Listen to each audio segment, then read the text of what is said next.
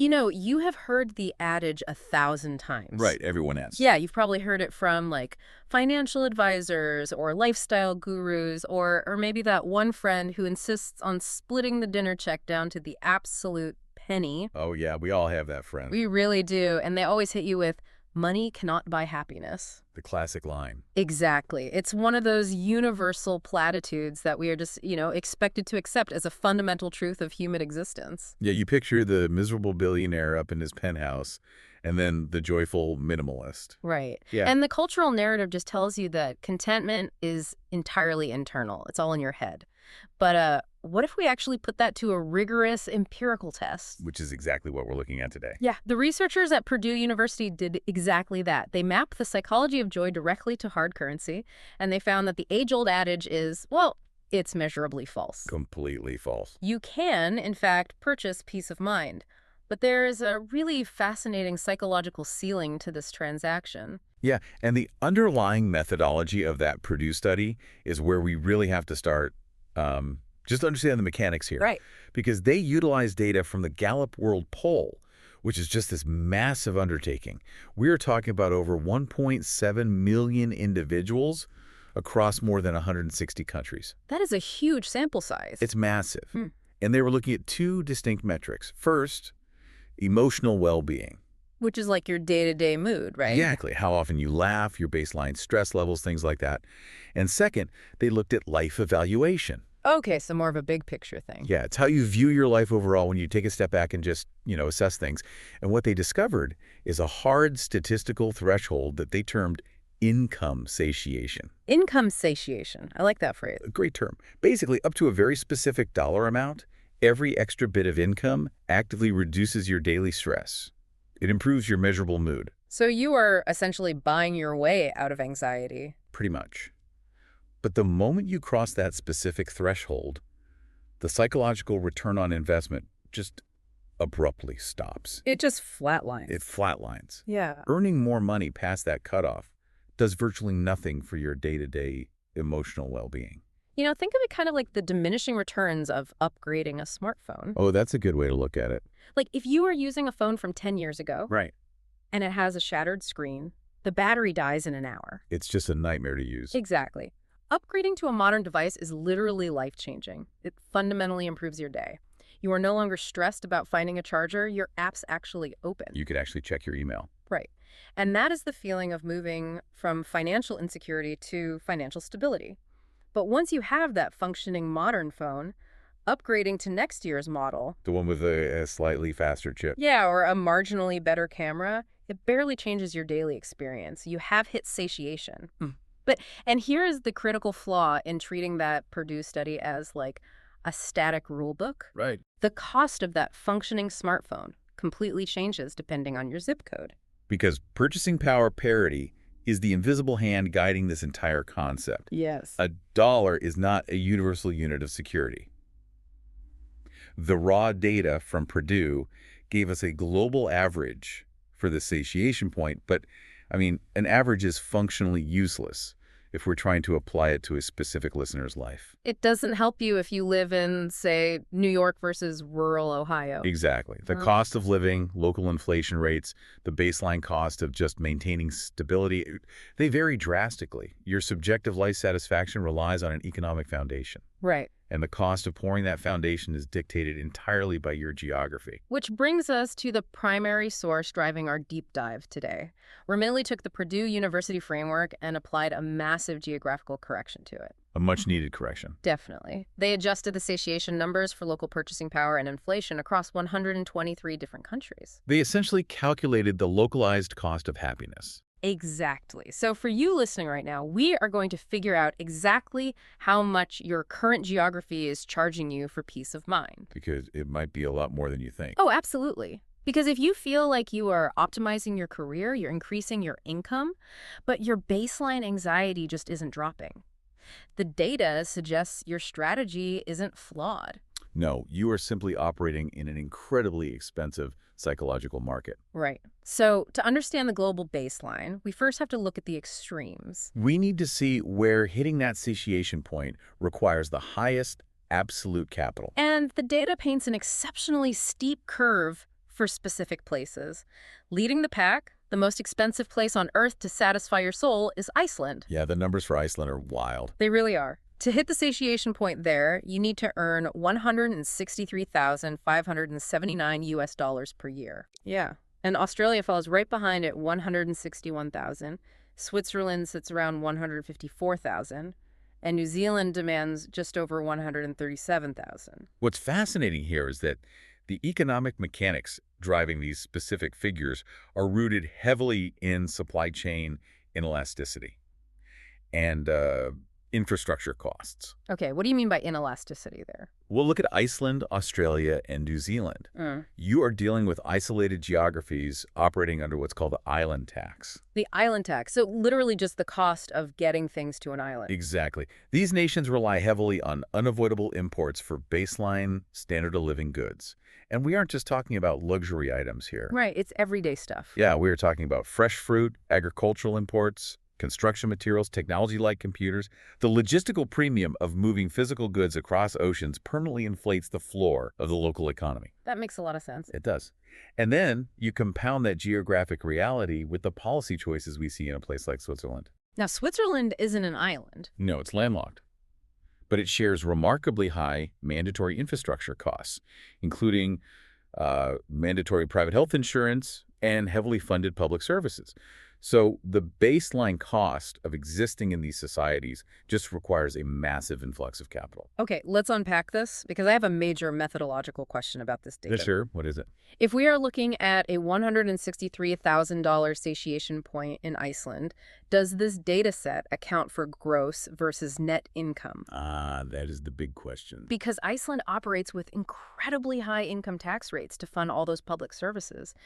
If the Purdue satiation point is based on gross income, but the government is taking like 40 or 50% of it before it even hits a citizen's bank account, aren't we just looking at a skewed metric? I see where you're going with this. Like, are Icelanders really paying more for happiness, or are they just paying for it on the public ledger instead of the private one? Because it feels like an inherent contradiction. I mean, Iceland consistently ranks near the very top of the World Happiness Report.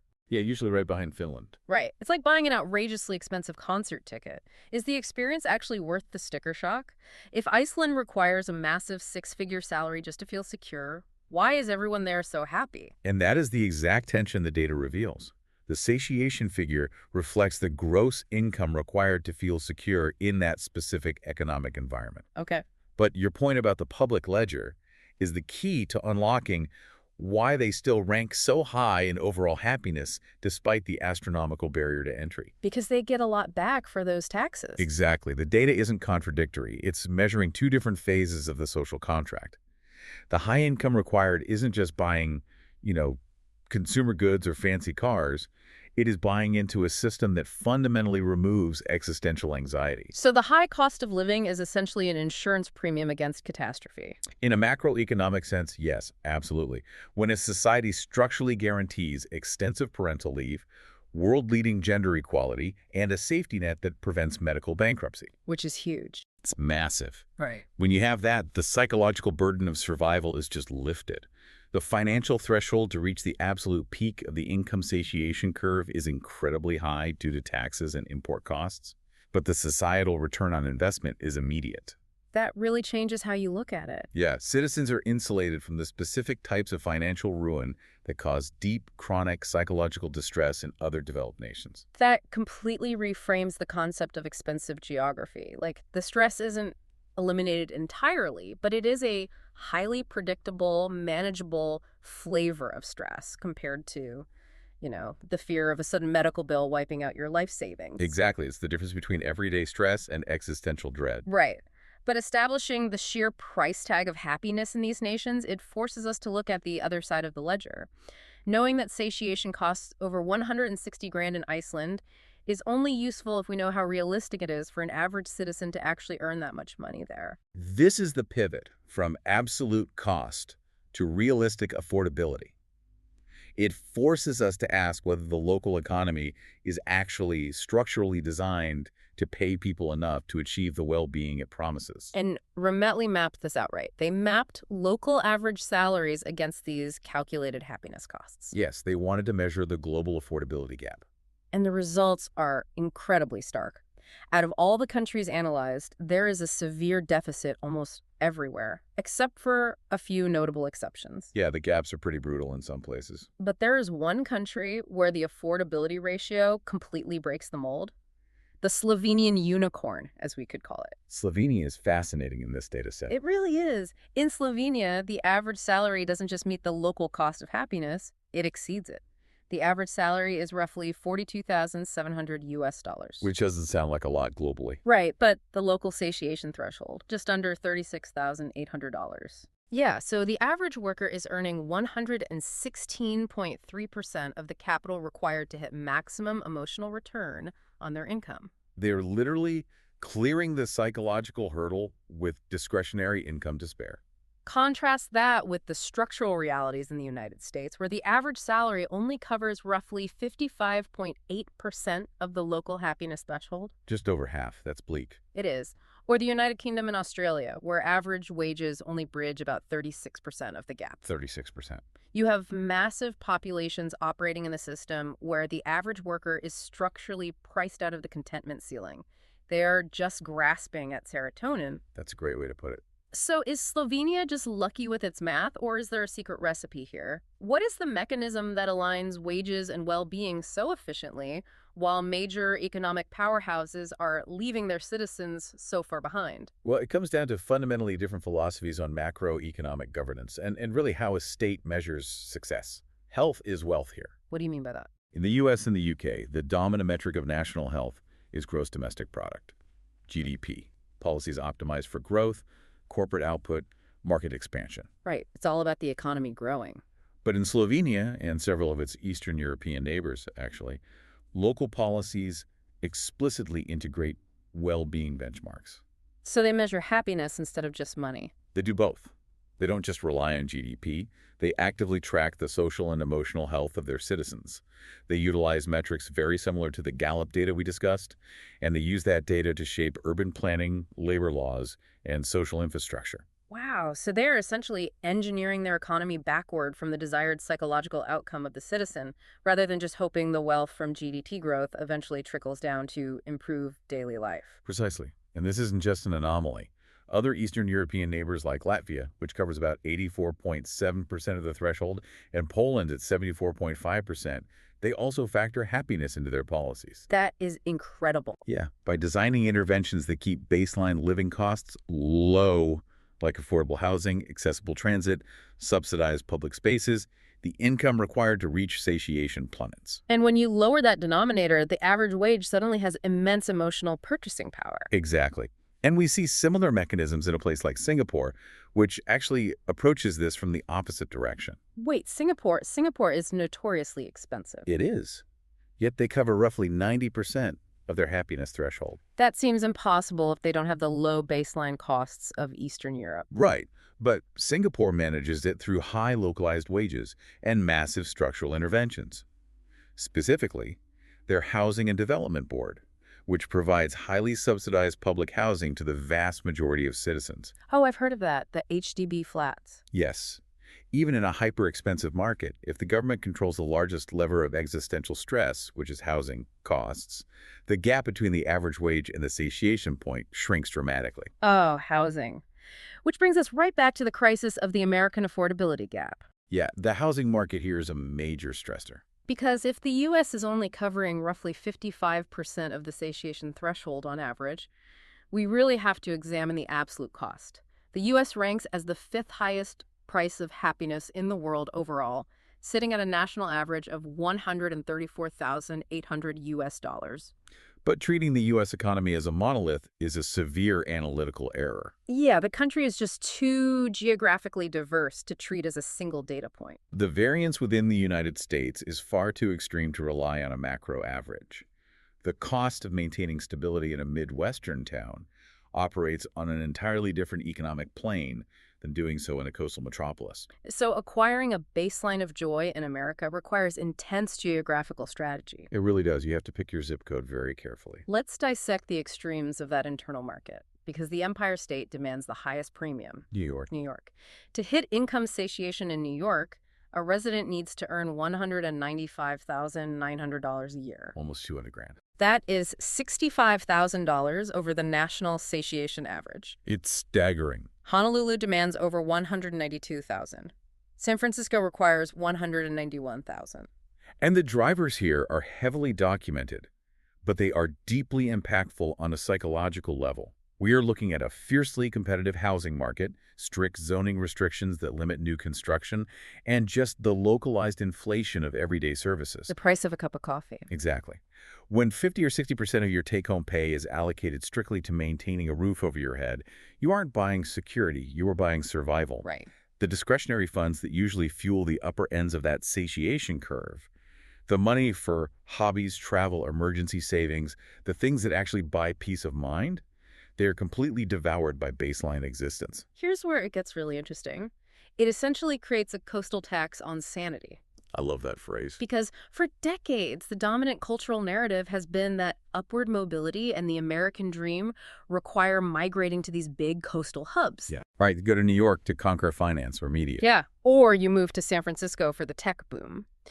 The assumption is always that proximity to these massive economic engines guarantees a higher quality of life because, well, the gross income potential is higher. You can make a higher salary.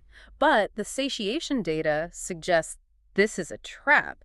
If your ultimate goal is to reach that psychological flatline where financial anxiety actually disappears, moving to these cities might be the most inefficient strategy possible. You are stepping onto a treadmill that accelerates faster than your earning potential. Exactly. To actually cross the threshold, the data suggests looking at the Midwest or Texas. Yeah, the regional data provides a really clear roadmap for this strategy. If we look at Cincinnati, Ohio, we see the lowest happiness cutoff among the major U.S. cities analyzed. What's the number there? The satiation point there is roughly $122,480. Wow, that is a delta of over $73,000 compared to New York City. It is a massive difference, and we see similar efficiencies in Texas. San Antonio has a threshold of about $123,600. Houston sits at $125,200. So you do not need a Wall Street salary to secure your mental health if your housing costs don't require one. Exactly. You are trading proximity to prestige or, proximity to the ocean for absolute financial breathing room. You are engaging in geographical arbitrage with your own psychology. Geographical arbitrage. Yeah, it is a strategic allocation of your career capital. Earning $100,000 in San Francisco leaves you deeply anxious and statistically far below the satiation point. Because all your money goes to rent. Right. But earning that exact same salary in Cincinnati puts you well within striking distance of maximum psychological return. So what does this all mean? This completely unravels our opening platitude. The data from Purdue and the global adjustments from Remitly prove that the money-happiness connection is profoundly real. It is undeniable at this point. But it is not a linear equation where a larger bank account universally equals fewer problems. It is deeply tethered to the economic ecosystem you choose to inhabit. It acts as a multiplier or a divider on the emotional weight of every single dollar you earn. Right. Whether you are navigating the supply chain premiums of Iceland while benefiting from their robust social safety net, or utilizing the policy-driven affordability of Slovenia, or strategically dodging the extreme rent traps of coastal American cities. Geography dictates the rules of your emotional budget. And that leaves us with a fascinating, somewhat disruptive question for you to explore long after this deep dive ends. I think I know where you're going with this. Because the economic rules we just discussed were built in a world where your physical location was tethered to your employer. You had to live where the office was. Right. But we are rapidly shifting into a remote work-driven economy. What happens to this global happiness map when you sever the tie between where you earn and where you spend? It introduces the ultimate variable. It really does. What happens when you can earn a San Francisco-level tech salary, but you choose to deploy it in a Cincinnati market? Or, taking it to the global extreme, what if you pull a U.S. salary but establish your life in a highly optimized society like Slovenia? Oh, wow. Right. Does this new era of remote geographical arbitrage completely break the happiness cap? If you can decouple high earning potential from high cost geography, are you essentially hacking the formula for joy? Or will a mass influx of highly paid remote workers simply gentrify the satiation point of these affordable cities, driving the cost of happiness up for the locals? That is the dark side of the equation. It really is. It is the next massive economic shift, and it is something to seriously evaluate the next time you consider where to sign a lease. Thank you for joining us on this deep dive. Keep questioning the data sets behind the platitudes, and we will catch you next time.